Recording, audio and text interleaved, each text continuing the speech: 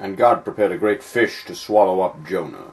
Shipmates, the sin of Jonah was in his disobedience of the command of God.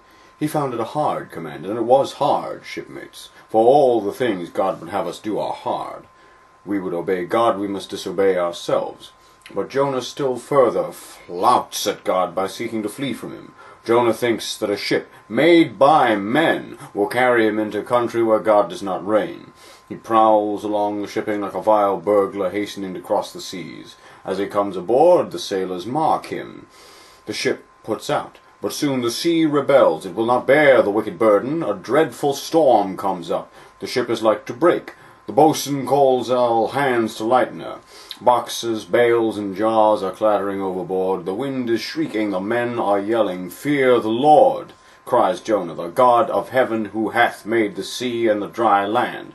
Again the sailors mark him. Wretched Jonah cries out to them to cast him overboard, for he knew for his sake this great tempest was upon them.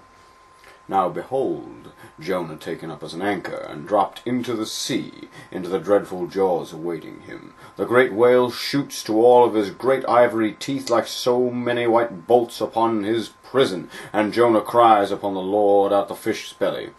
But observe his prayers, shipmates. He doesn't weep or wail. He feels his punishment is just. He leaves deliverance to God, and even out of the belly of hell, grounded upon the ocean's utmost bones, God heard him when he cried.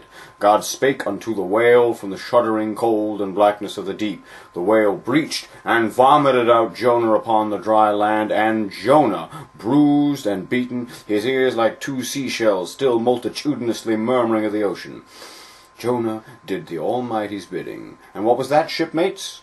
To preach the truth in the face of falsehood. No, shipmates, woe to him who seeks to pour oil on the troubled waters when God has brewed them into a gale. Yea, woe to him who, as the pilot Paul has it, while preaching to others in himself a castaway. But delights is to him who against the proud gods and commodores of this earth stands forth his own inexorable self, who destroys all sin, though he pluck it from under the robes of senators and judges, and eternal delight shall be his, who coming to lay him down can say, O Father, mortal or immortal, here I die. I've striven to be thine, more than to be this world's or mine own. Yet this is nothing.